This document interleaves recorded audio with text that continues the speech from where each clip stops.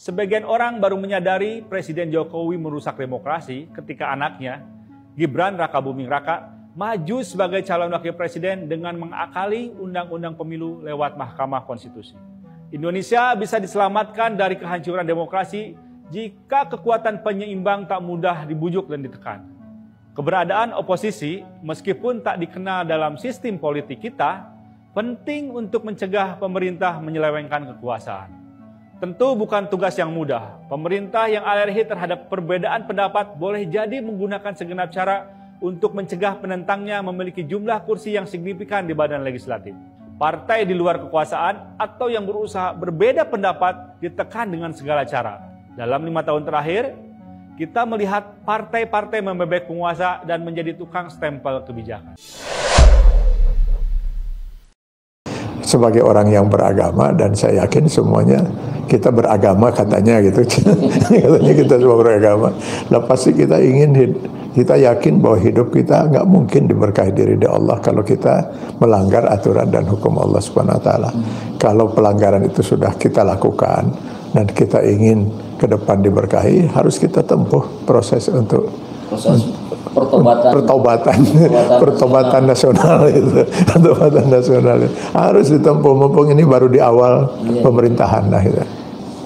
Rasulullah SAW mengatakan, jika saja tidak ada orang yang masih bersimpuh di hadapan Allah, jika saja tidak ada bayi-bayi yang masih sedang menyusu pada ibunya, jika saja tidak ada binatang-binatang ternak yang sedang digembalakan, pasti Allah sudah turunkan azab itu. Kita tertolong oleh bayi-bayi, kita tertolong oleh hewan-hewan. Ya kemungkinan, ya itu walaupun tetap saja. Coba kita lihat sekarang di dalam sejarah dahulu ya, berapa banyak negeri atau masyarakat yang oleh Allah dihabiskan, dilaknat. Kaum Ad, kaum Samud, kaum Nabi Lut, kaum Nabi Nuh, itu dihabiskan saja oleh Allah Subhanahu Wa Taala. Itu atas perilaku-perilaku ya? Atas perilaku masyarakat dan pemimpinnya kan itu.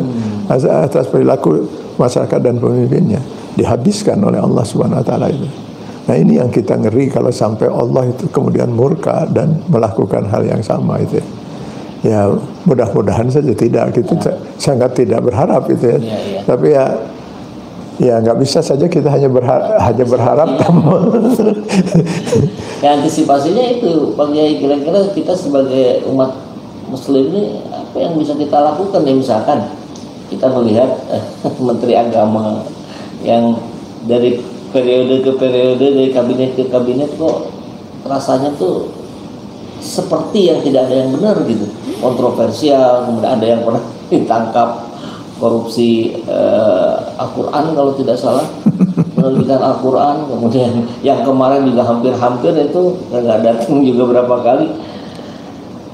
Apa yang bisa kita perbuat untuk mengantisipasi tadi? Ya ini kita bicara mungkin lebih khusus masalah Menteri Agama ya. Ya memang ini agak luar biasa ironis menurut saya itu. Tentunya kita membayangkan kalau sebuah kementerian agama itu pastinya dipimpin oleh seorang menteri yang beragama kan itu ya. Mestinya kan itu ya. Yang maksud saya beragama itu dia memahami, menghayati dan melaksanakan prinsip-prinsip agama itu. Dan saya yakin orang seperti itu sangat banyak di negeri ini. Nanti ya kalau mau dicari itu mudah sekali lah.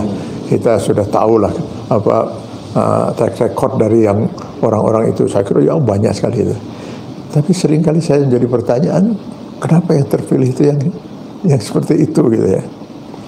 Dulu pernah ada Menteri Agama yang dengan luar biasa dengan konyolnya lah kalau menurut saya.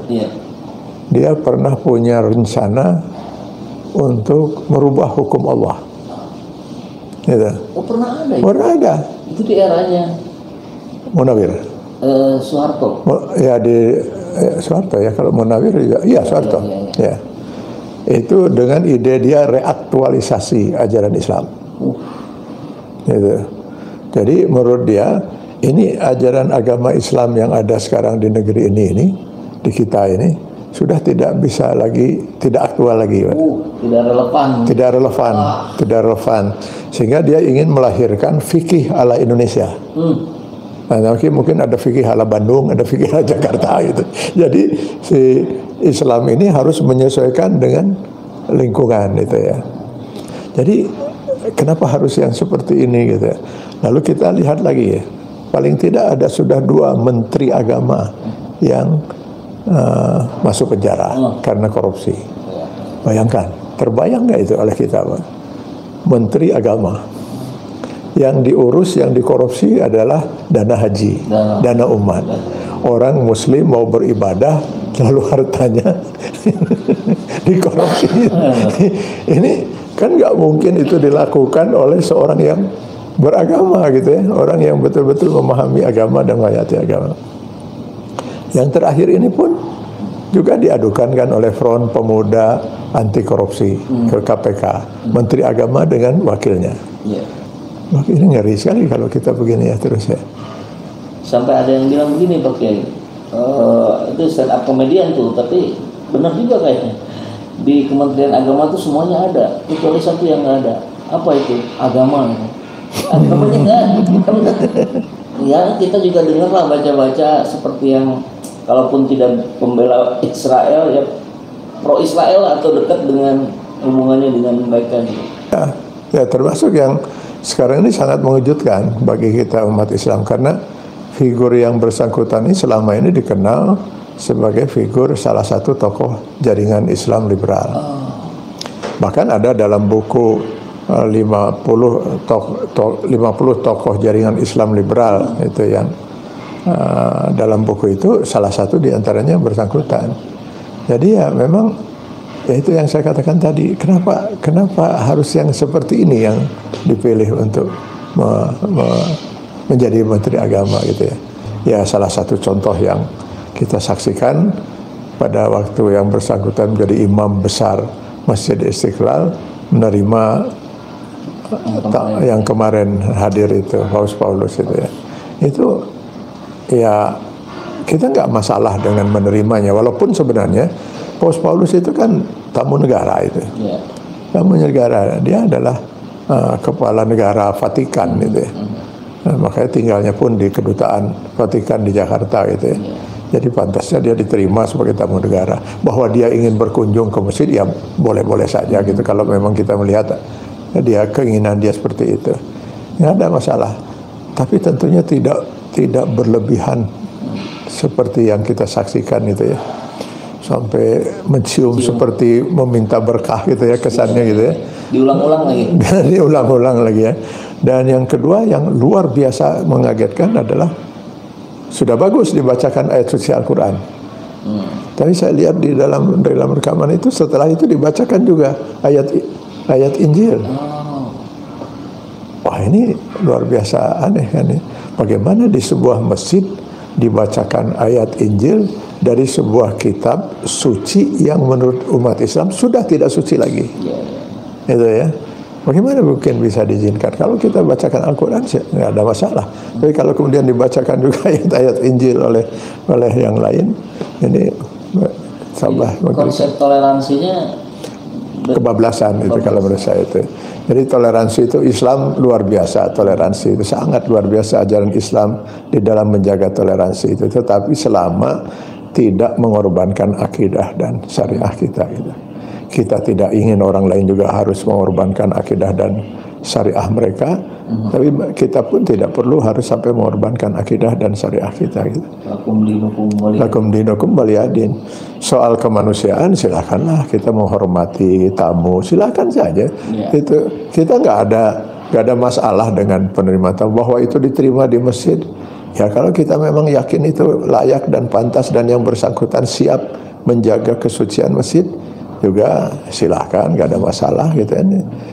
Rasulullah pernah menerima tokoh Yahudi dan Nasrani di masjid itu, tapi tentu dengan persyaratan-persyaratan. Tapi begitu hari jatuh hari Sabtu dan hari Ahad, dalam dialog Rasul dengan si tokoh Yahudi dan Nasrani, di mana di hari Sabtu yang Yahudi akan beribadah dan hari Ahad si yang Nasrani akan beribadah, Rasulullah mempersilahkan mereka keluar dari masjid untuk melakukan ibadahnya. Nggak layaklah di masjid ada orang beribadah yang dalam keyakinan kita bukan keyakinan yang benar. Nah, karena itu saya keberatan sekali tadi kalau ayat kitab Injil dibacakan di masjid.